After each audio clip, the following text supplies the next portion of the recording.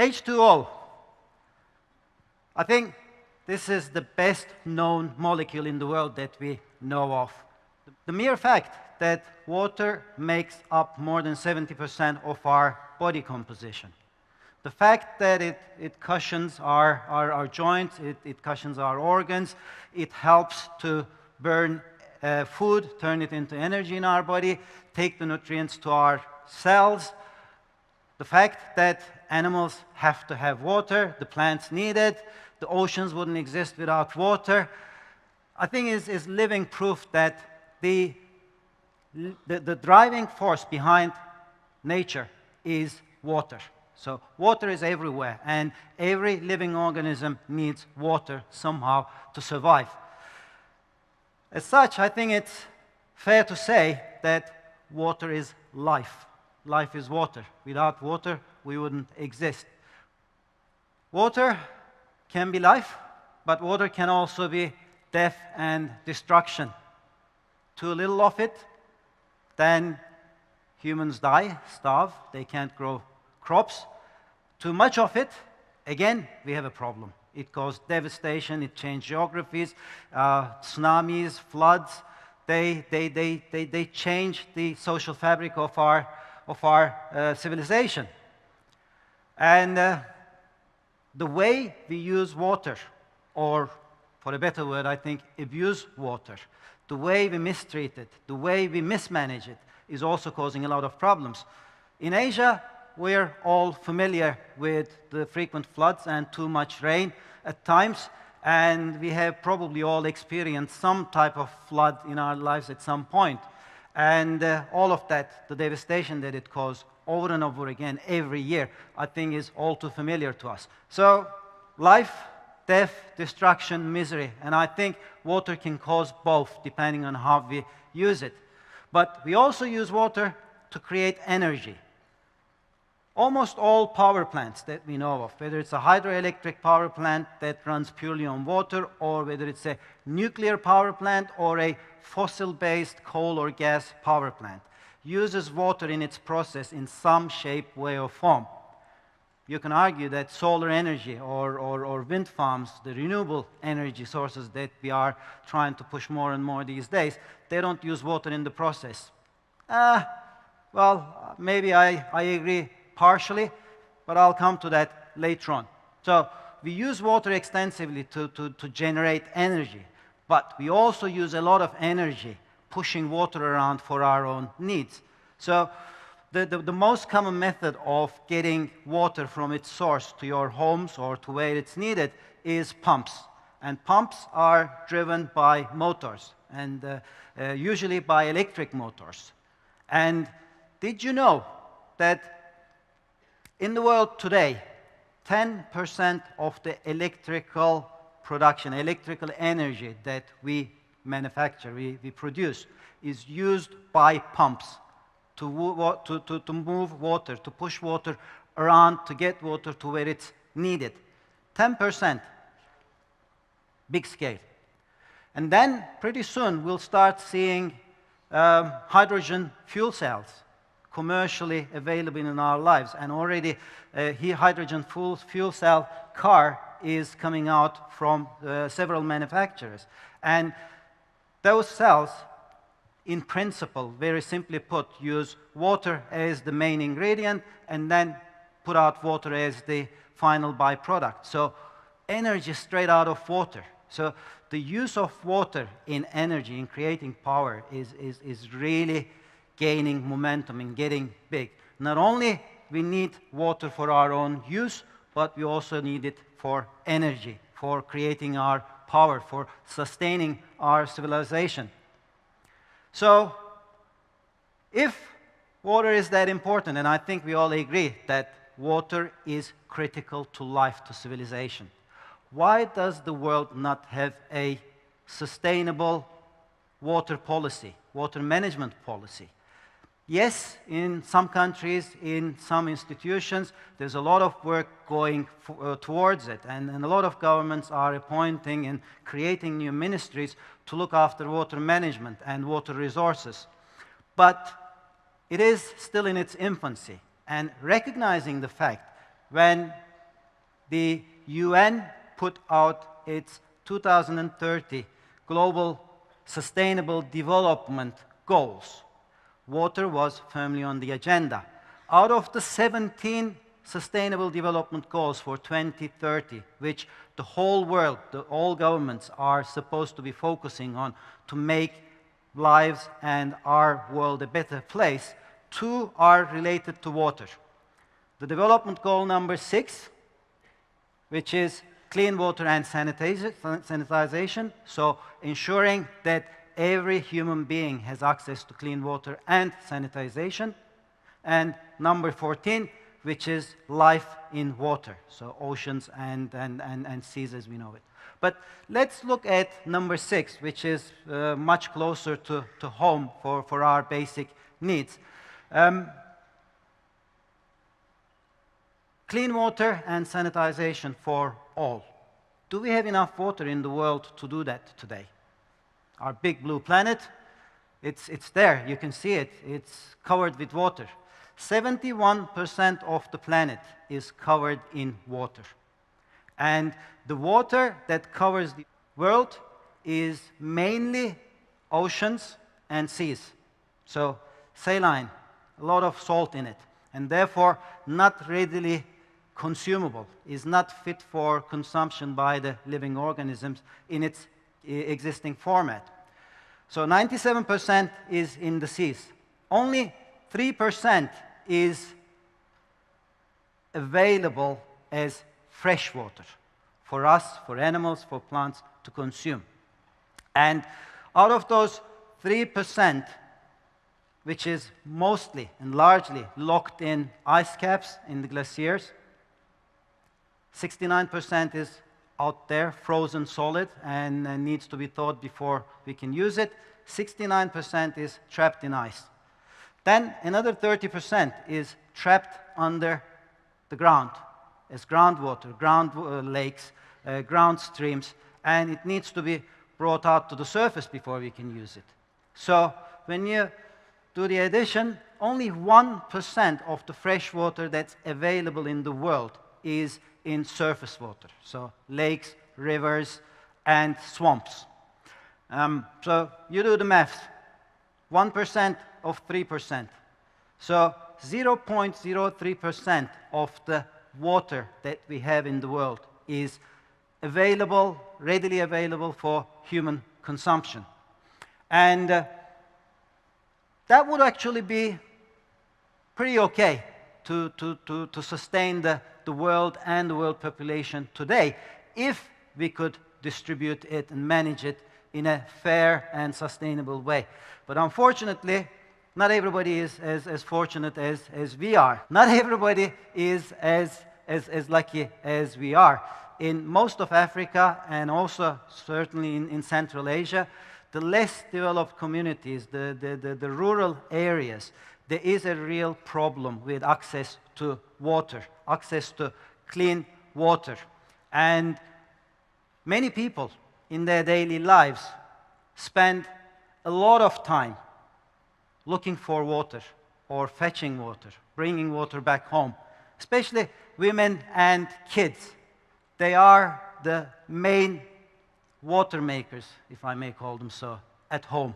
And women, children, they spend on average in those countries, in those communities, 6 hours a day walking 6 kilometers looking for water, finding water, bringing water back home. 6 hours, 125 million hours a day is spent by women and children to fetch water, to find water. And as I said, children are involved in that. But of course, the water that they find is not always necessarily clean water, good for their health. And a lot of the time, they have to use contaminated water or dirty water. And in those dirty waters, all sorts of diseases and problems lurk. From malaria to cholera to typhoid, or if it's an industrially polluted piece of well, then even touching that water could give you burns and rashes. So, and even death maybe. According to the studies, between 900 and 4,000 to 5,000 kids die every day from preventable waterborne diseases. That's a huge, staggering, and sad number. And I'm not going to bore you with more statistics, but just to take one from what you see on the screen, every 90 seconds, that's the low end of the estimate. The high end of the estimate says every 15 seconds. Every 90 seconds, a child dies from waterborne diseases. Considering that I've been up here on stage for about 12 minutes now, that is 8 kids that has died since I started talking here. When we talk about these figures, we all know about them, but maybe we don't really get the real thing. If I had 6 kids standing next to me here, sorry, 8 kids standing next to me here, every 1.5 minutes, every 90 seconds, one of them would be falling down. And I think that would be a grim thing to watch for all of us. So think about that when we're reading these statistics. But also to say a few positive things about water and how water can create change in the community and help lives. Every $1 that we invest in water creates, again, according to different studies, between $4 and $8 in repeat economic activity. So you can imagine, it's not just helping those people, those societies, or animals, or plants to have a better life, but also we create economies. We are helping the kids to be more healthy. And when they don't have to go and look for water, they can go to school. So it also helps to stimulate the economic development of the communities. So on average, a person needs between 50 and 100 liters of water to get by during his or her day. Some countries a little less, some countries a little more, but on average in the world, 50 to 100 liters that we consume for ourselves. We drink it, we wash in it, we brush our tooth, we cook in it. So, and that amount is only the visible part of the iceberg. Only 10% of the use of water in the world goes into domestic and personal use. 90% goes into agriculture and industry, into production. And depending on the development level of the country, of course, the figure changes. The more developed countries are more industrialized, so they use more water in industrial production, and the developing part of the world is using more water for agriculture. But on average, 70% is used on agriculture, 20% used in industry, and only 10% by people in our daily lives and what we need to consume to stay alive. But is that all? 10%? What about the remaining 90%? Don't we have a share in that? Everything we eat, from burgers to fish to cattle, or everything that we buy, from shoes to clothes to shirts, everything uses water in some shape or form in its production. When we grow crops, when we cut even metal, we always use water in that. So that's called invisible water, or the hidden water. So when we talk about invisible water, let me ask you a question. Have you ever heard of carbon footprint? Yes, I think we've all heard about carbon footprint, and it's a big thing on the world agenda. We are all trying to reduce emissions. We are trying to make sure that we pollute the air less, and there is carbon quotas for countries, companies, and there's even a stock exchange, a carbon trading scheme, where I can buy your carbon emissions because I'm emitting less. It's a big thing. Everybody knows about it. But what about water footprint? Did you hear about water footprint? Water footprint is almost as important and as critical as carbon footprint for the world to really take notice and do something about. And the water footprint, as I said, everything uses some water. So everything that we use for our own consumption, everything we eat, everything we buy that adds up to our total water consumption. And that's our water footprint, our business's water footprint, our government's water footprint. And you see some numbers there on the screen. And all this talk got me thirsty, sorry.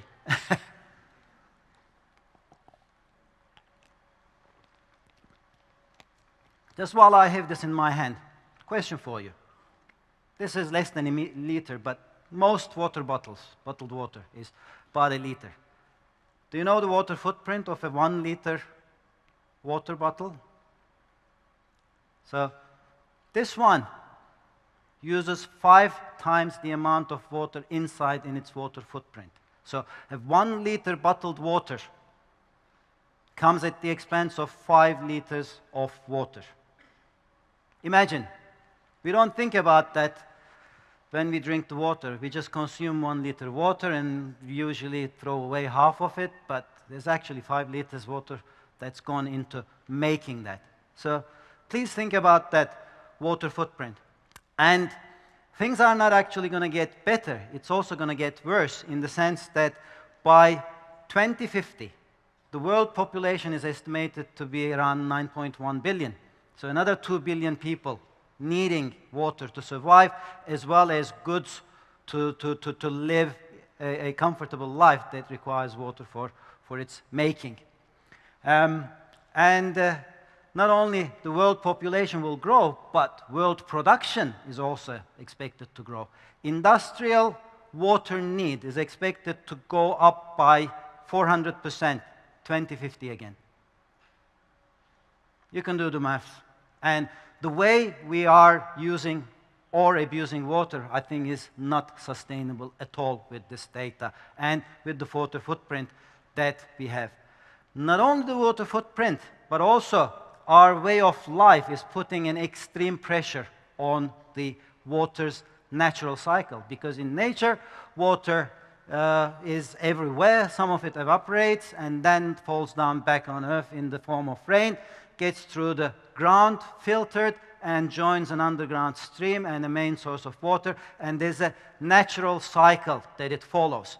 When we build our urban lifestyle, we build big cities, we cover the floors, and we disturb the whole natural cycle of water. So not only water cannot escape to the ground for it to be filtered naturally and passed back to the water reservoirs, we also collect it into sewage systems, and before we return it back to the nature or dump it back to the nature, we also pollute it.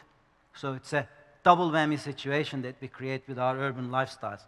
Of course, there are technologies available already to address this issue, whether it's our lifestyle or our production processes. So technology is there. Technology is not an issue. Some of it might be a little more expensive today, but when it hits the mainstream, of course, it will come down in terms of the cost. And also compared to the cost that the world has to pay if you don't use those technologies, then cost becomes a non-issue anyway.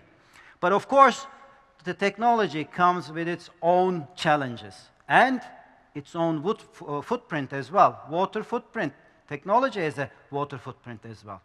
Earlier on, we talked about solar and the wind power. And I said, well, maybe slightly, partially I agree with that. They need water also in the production of the turbines and in the production of the solar panels. So also those renewable power sources and power plants need water in some shape or form to make it happen. Water, as we saw, can be the source of misery, can be death and destruction if misused or mismanaged or is not treated well. It can also be the treasure that will help to improve lives and that will help the humankind ultimately.